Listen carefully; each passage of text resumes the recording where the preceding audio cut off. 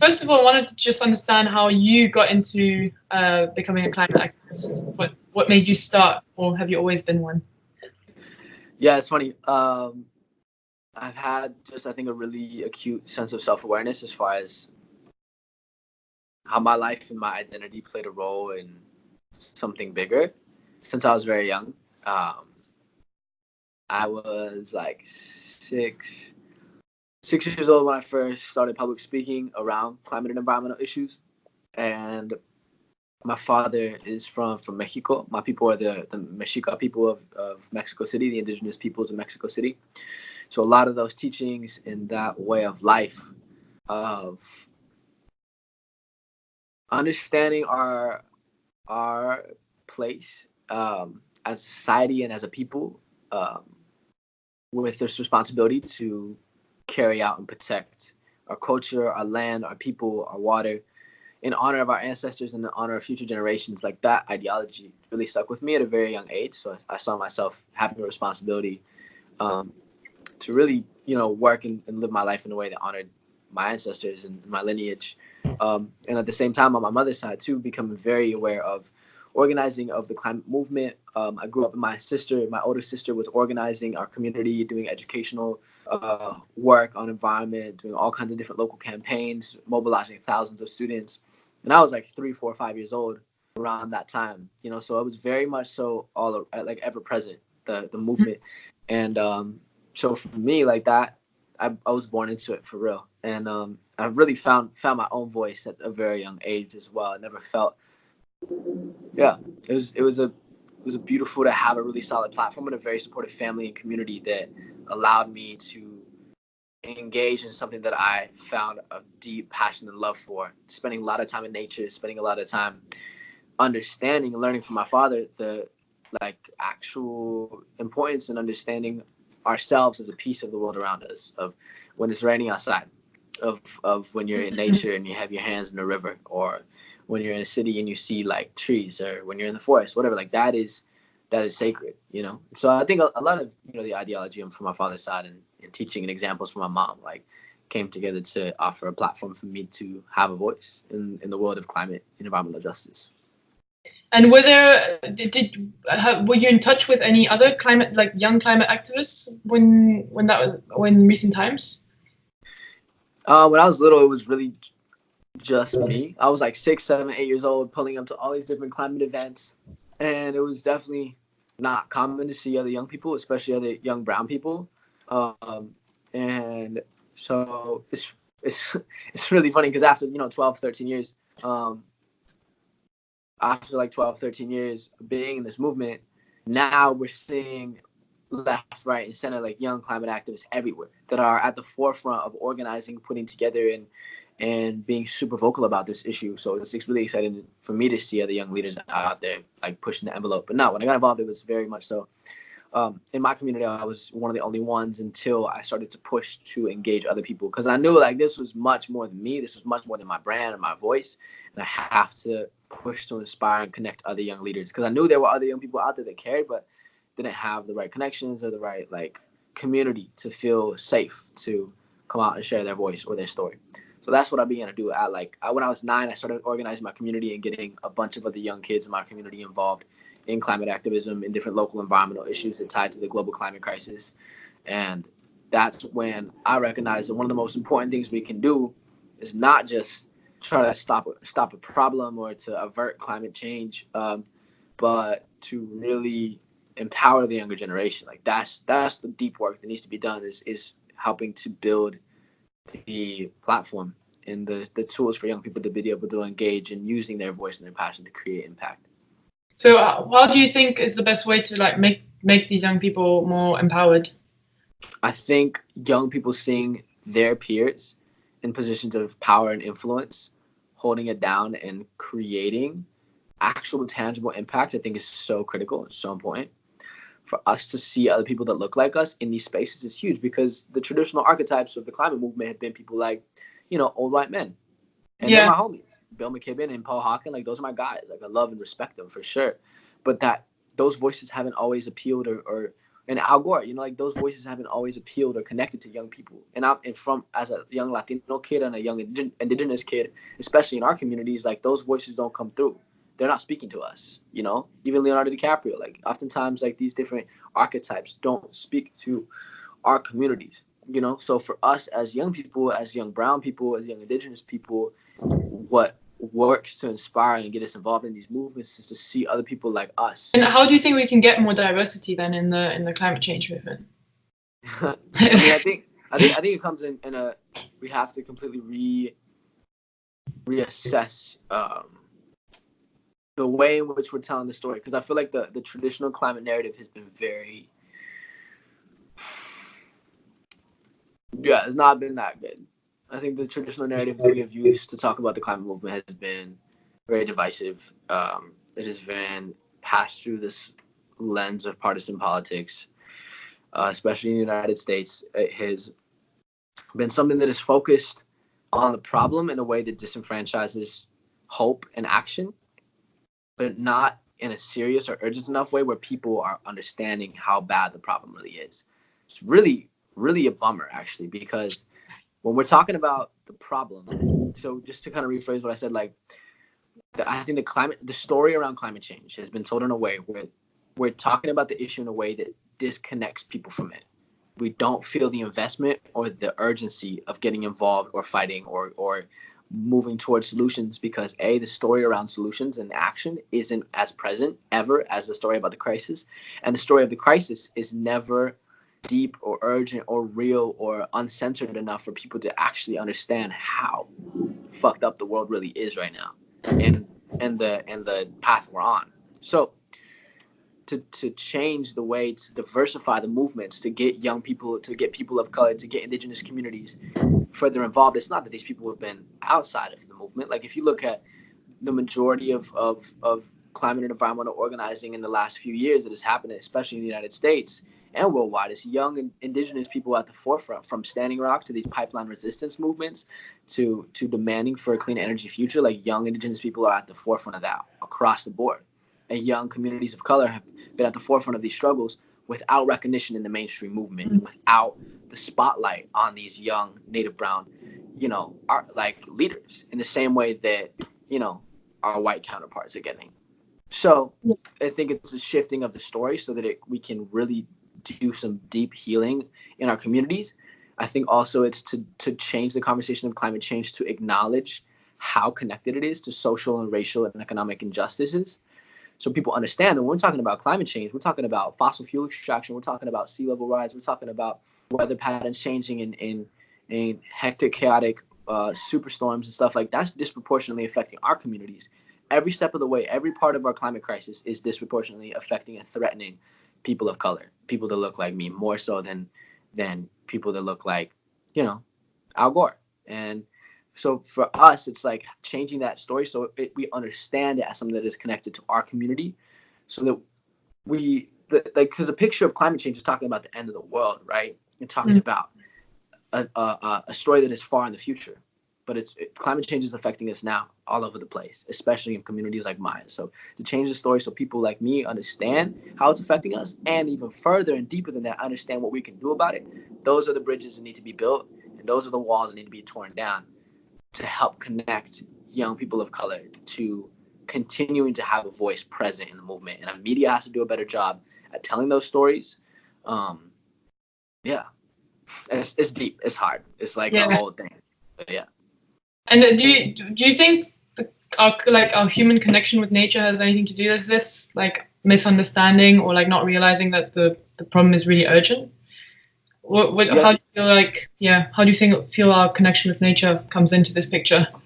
No, for sure. I think humanity has completely done a really good job of removing ourselves from feeling a sense of investment or connection to the natural world. When we think of we think of climate change as an environmental issue. We think of the environment as something that is separate from us. So therefore, when we see footage or hear or understand or talk about climate change from an environmental lens, it doesn't reach the ears of most people because people don't care about the environment.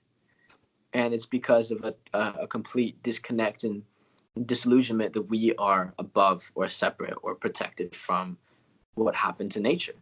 But we all live within climate. We all live within nature, no matter how big our cities are. The weather change and climatic change and shifting of weather patterns and melting of ice caps, like that has global implications every step of the way. When we talk about climate change, we're saying that for every half a degree of warming, there's 20% more conflict. That connects to war, that connects to access to education, that connects to food quality, that connects to racial and justice, that connects to a gender equality. These issues are all intrinsically connected because women are at the forefront of being impacted by climate change, women and children of color. So yes, there is a huge gap in the way we're talking about this. And I think at the foundation of it is human disconnect, not just disconnect from nature, but disconnect from ourselves, disconnect from the story we're telling, disconnect from one another. Yeah. So climate change really connects every issue that our generation in the world values. But because of this disconnected mind frame, everybody's operating and we don't see it. We choose to not see it. And that's, I think, one of the most damaging things of our lens in which we're viewing the world as a global community. And so I think you started a few lawsuits also against the U.S. government when you were a bit younger, or still today. Can you tell me a little bit more about that? Yeah, in 2015, myself and 20 other young plaintiffs filed a lawsuit against the federal government for violating our constitutional rights, our inalienable rights to life, liberty, and property, for actively pursuing and supporting the creation of our climate crisis through subsidies of the fossil fuel industry, through the subsidization of the fossil fuel industry, through the permits, the endless permits for development of fossil fuels infrastructure on federal land, with the knowledge that it's contributing to a global climate crisis. Like our government, there's evidence that the federal government has admitted to in the court of law that they have known and operated under the understanding that climate change is going to threaten the future for the last 50 plus years. So this lawsuit is to hold governments accountable. This lawsuit is just to leverage the stories of these 21 young plaintiffs from around the country who have different stories in different places we're from Alaska to Hawaii to Florida to Colorado. And each of us are telling our own story of the climate impacts we're seeing today. Not about projections 30, 50, 100 years in the future, about what we're seeing today. And about how the fact that we are experiencing this right now and it's going to continue to get worse is completely at the fault of the negligence of our nation. Not only have they been not doing enough to reverse climate change, they've actively perpetuated our crisis. So this case began in 2015 against the Obama administration and is now against the Trump administration, in which we are going to trial in June. After 4 years of battling and pushing this through the legal system, every step of the way, the Trump administration has done everything in its power to keep us from going to trial, because in a court of law, when we get to go to trial, they're not going to hold up because the evidence, because, alternative facts are perjury. And in the court of law, we are protected because we have the evidence, we have the facts, we have the top climate scientists in the world that are building our climate recovery plan that we are proposing to be put in place. And so they're afraid of us getting to trial because they know they're going to lose because they won't hold up against the facts and the evidence of the damage that they have done to our future, the damage that they have done to our constitutional rights. So this trial is moving forward. We're gonna court June 4th of 2019. Wow. And that's incredibly exciting. And this is unprecedented in almost every political and legal professional and who has looked at this case and said there's no chance. And 4 years later, we're still fighting, stronger than ever before. And we're building momentum and we're creating something very real. People are calling this a trial of the century. It's absolutely unprecedented and we've never seen anything like it before. And this is, in another way, in the same field of what Greta's doing, is in the same field of what all these different young people are doing, is because we're diversifying our tactics. Everything from walking out of school to transitioning the way that we create and put out artwork and music to taking to the courts. Like, this is us as a generation diversifying the ways we address this crisis, because it is bigger than just a political issue. It's bigger than just an environmental issue. It's bigger than just a human rights issue. And therefore, the diversity of our tactics to create the solution need to be as diverse as the problem is. Because I think there have been a few trials going around more and more around the world against petrol companies and governments. Yeah, definitely. Yeah, there's some in Scandinavia of different young people suing, I think, the Norwegian government for allowing drilling in the Arctic Circle. And yeah, some really good work being done against specific fossil fuel companies.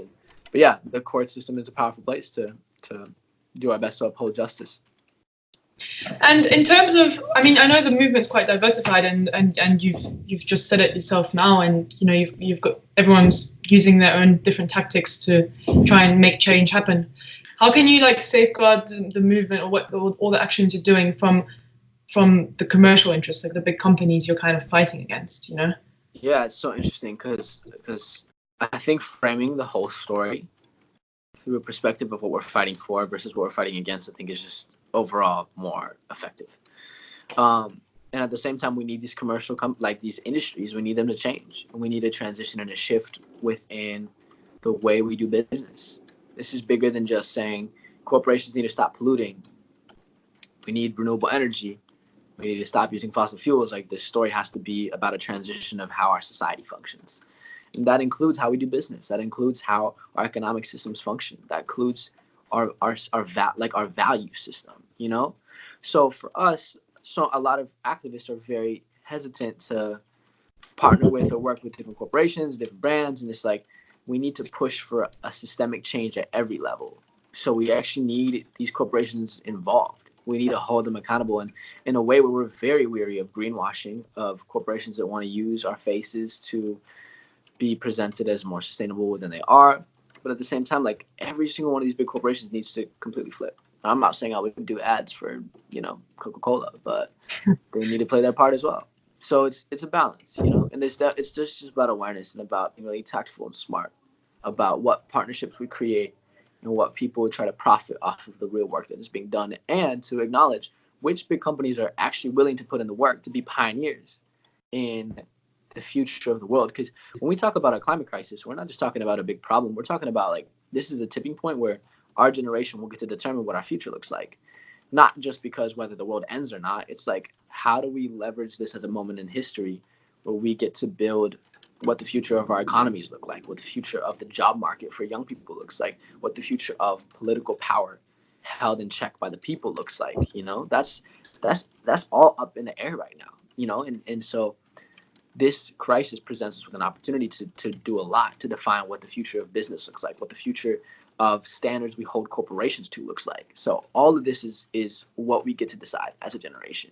And that's, I think, really exciting, and it's really important.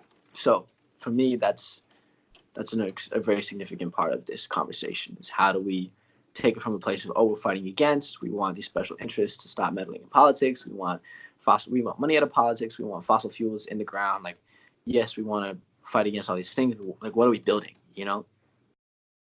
That's how I see it. How would you rename climate change?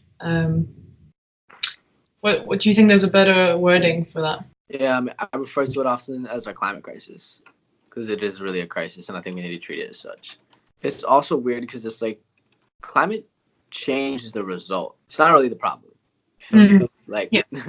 The problem is a complete negligence of our power, and a misuse and misdistribution of our power that has created a world in which it is based upon extraction and exploitation of human and natural resources.